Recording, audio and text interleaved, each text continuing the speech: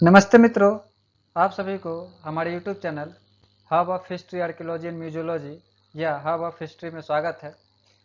हम लोग ancient history and archaeology से संबंधित क्वेश्चन को सॉल्व करना शुरू करेंगे। शुरुआती दौर में बाकी काम आप लोग कर दीजिएगा, लाइक कमेंट सब्सक्राइब शेयर करने की बात है। चलिए हम लोग मुद्दे पर आते हैं। वीडियो जितना छोटा रहेगा, जितना डिटेल्स रहेगा उतना अच्छा रहेगा। चलिए पहले क्वेश्चन से शुरू करते हैं। प्रश्न संख्या 1, सांभर के खुर का निशान जो मध्य पाषाणिक आवास स्थल से होकर सांभर के चलने का संकेत प्राप्त हुए थे। Hoof marks of Sambhar indicating a Sambhar walking through the Mesolithic habitation were found at option A Mahadaha से, ऑप्शन बी चौपानी मांडो से, ऑप्शन सी बाघोर सेकंड से और ऑप्शन डी पैसरा से। तो इसका सही जवाब होगा ऑप्शन सी बाघोर सेकंड से। बाघौर राजस्थान के भीलवाड़ा जिले में अवस्थित है और इस यहाँ पर एक रेत का टीला था जिसे लोग महासती बोलते थे।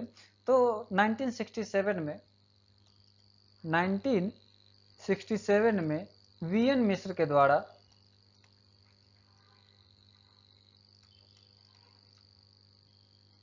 द्वारा जो कि दक्कन कॉलेज से थे और एलएस लेस्निक जो south Asia institute of Heidelberg Germany से थे, यहाँ पे खुदाई होती है और यहाँ पे दो सांस्कृतिक काल मिलते हैं, एक मध्य पाषाण काल के और दूसरे लौह काल के। तो मध्य पाषाण काल में भी दो उपकाल है, जिसमें प्रथम उपकाल में लघु पाषाण उपकरण मिले हैं, पशुओं की हड्डियां भी मिली है, पत्थर के हथौड़े मिले हैं, सिल लोढ़े मिले हैं और जानवर की अगर जब बात किया जाए तो यहाँ चीतल, सांभर, चिंकारा, खरगोश, लोमड़ी, भेड़, बकरी, सुअर, गाय, बैल, भैंसा, ये सब की हड्डियां मिली है।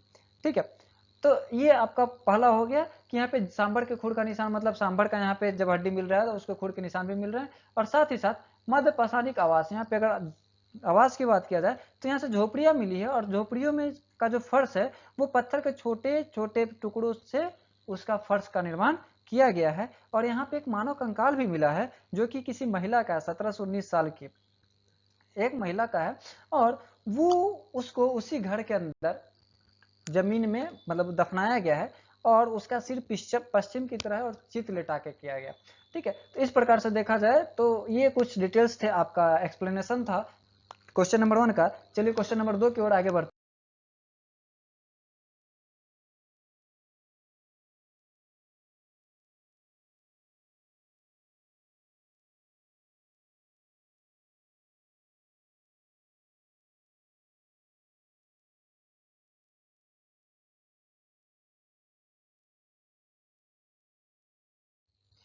तीन लाख बीपी, इसकी जानकारी जो है स्टेटोग्राफी की डाटा जो है और पैलियोमैग्नेटिक जो डेट्स है उसके आधार पर निकाला गया कि जो लगभग 3 लाख से लेके 4 लाख बीपी तक आता है। चलिए अगले सवाल की ओर आगे बढ़ते हैं। प्रश्न संख्या 3, सांची स्तूप या स्तूप संख्या 1 के आंतरिक ईंटों का निर्माण किसके राज्यकाल में किया गया? The brick code of the largest stupa known as stupa number 1 और great stupa at Sanchi was built during times of option A Kanishka प्रथम, option B Ashoka, option C Pushyamitra Shunga, option D Menander. तो इसका सही जवाब होगा ऑप्शन बी अशोक। अशोक ही सांची स्तूप का निर्माण करवाता है और वहाँ पे सांची में लगभग 3 स्तूप है। और जो ईंटा का निर्माण है शुरुआती दौर में वो अशोक नहीं करवाया था, बाद में शुंग काल में उसको कुछ क्षति पहुंचती है और बाद में उसको फिर से पत्थरों का बनवाया जाता है। चलिए अगले सवाल की ओर आगे बढ़ते हैं। प्रश्न संख्या 4, होयसालेश्वर मंदिर अवस्थित है। Hoysaleswara temple is located at option A Belur, option B Halebidu, option C Badami, option D Hampi. तो इसका सही जवाब है ऑप्शन बी हेलेबिदु। हेलेबिदु होयसल राजा लोग का, होयसल एम्पायर का ये कैपिटल राजधानी हुआ करता था। और ये जो होयसालेश्वर मंदिर है ये भगवान शिव को समर्पित है। इसको बनाने वाला जो राजा था, बनवाने वाला राजा, उसका नाम था विष्णुवर्धन और जबकि इसको बनाने वाले का जो नाम था क्रिएटर का केता मल्ला। और ये जब बनना शुरू हुआ था ये 1121 सीई से लेके 1160 सीई तक, जो लगभग 12th सेंचुरी तक की बात सेंचुरी ये में बन के तैयार हुआ था। चलिए अगले सवाल की ओर आगे बढ़ते हैं। प्रश्न संख्या 5, निम्नलिखित में से कौन the Roots of Ancient India का लेखक है? Who among the following is the author of the Roots of Ancient India? Option A Stuart Stuart Piggott, option B Walter Fairservis, option C V G Childe, option D A Ghosh. तो इसका सही जवाब है Walter Fairservis, option B. तो Fairservis इस book को लिखते हैं और ये 1971 में पब्लिश होती है। इसमें इंडिया के प्री हिस्टोरिक पीरियड, लगभग प्री हिस्टोरिक पीरियड के बारे में ज़्यादा अच्छे से जानकारी दी गई है। चलिए अगले सवाल की ओर आगे बढ़ते हैं। प्रश्न संख्या 6, कार्ले शैल गुहा उत्कीर्ण की गई। Karle rock cut cave was excavated in, option A द्वितीय शताब्दी ईस्वी पूर्व, second century BC, option B प्रथम शताब्दी ईस्वी पूर्व, ऑप्शन सी प्रथम शताब्दी ईस्वी, ऑप्शन डी द्वितीय शताब्दी ईस्वी। तो इसका सही जवाब है ऑप्शन बी प्रथम शताब्दी ईसा पूर्व, फर्स्ट सेंचुरी बीसी। तो ये कार्ले का जो चैत्य गुफा है ये काफ़ी फेमस है अपने स्थापत्य आर्किटेक्चर के लिए। चलिए इसके अगले सवाल की ओर आगे बढ़ते हैं। प्रश्न संख्या 7, निम्नलिखित में से किस राजवंश के सिक्के पर देवी उमा का नाम अंकित है? The name of goddess Uma appears on the coin of the which dynasty, option A Indo Greek, option B Shaka, option C Kushan, option D Gupta. तो इसका सही जवाब ऑप्शन सी है कुषाण। कुषाण कुषाण राजा भीम कटफिशिस अपने सोने के सिक्के पर उमा नाम का अंकन उसके सिक्के पर मिलता है और ये एक शैव मतावलंबी था। उसके सोने के सिक्के पर भगवान शिव का भी अंकन प्राप्त होता है। चलिए अगले सवाल की ओर आगे बढ़ते हैं। प्रश्न संख्या 8, किस अभिलेख में कहा गया है कि विभिन्न धार्मिक समुदायों के अनुयायियों के बीच परस्पर सम्मान पैदा करना धम्म का एक महत्वपूर्ण पहलू था? विच of the following inscription state the generation of mutual respect among people of different communities was an important aspect of dharma, option A पंचम स्तंभ लेख, पिलर एडिक्ट 5, 13वां शिलालेख रॉक एडिक्ट 13, 12वां शिलालेख रॉक एडिक्ट 12 और रुम्मनदेही स्तंभ लेख रुम्मनदेही पिलर इंस्क्रिप्शन। इसका सही जवाब होगा ऑप्शन सी 12वां स्तंभ लेख। और इसकी चर्चा करें तो रॉक एडिक्ट पिलर एडिक्ट 5 में पंचम स्तंभ लेख में अहिंसा का उपदेश दिया गया है, अहिंसा का उपदेश दिया गया है। जबकि अगर हम 13वां की बात किया जाए तो यहाँ पे धर्म भावना का जागरण की बात किया गया है, कलिंग युद्ध की बात की गई है, सीमांत राजाओं राज्य की बात की गई है, राजा और धार्मिक विचार की बात की गई है, प्रशासनिक तथा सामाजिक दृष्टिकोण की बात इस शिलालेख में की गई है। जबकि 12वें शिलालेख में धार्मिक सहिष्णुता की नीति और नए अधिकारियों की नियुक्ति की बात की गई है।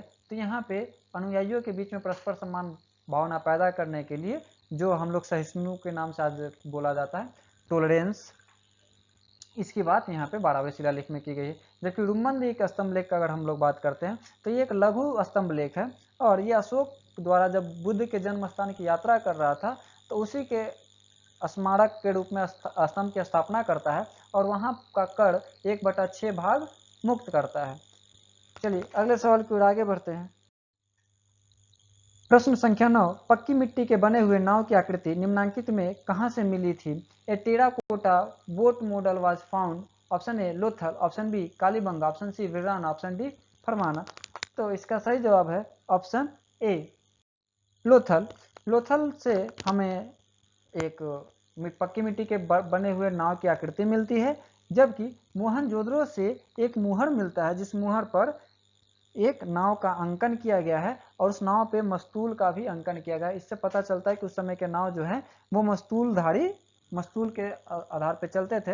और लोथल की जो गोदीबारा है या उसका हम लोग डॉकयार्ड बोलते हैं, वहां पे पत्थर के लंगर भी प्राप्त हुए हैं। चलिए अगले सवाल की ओर आगे बढ़ते हैं।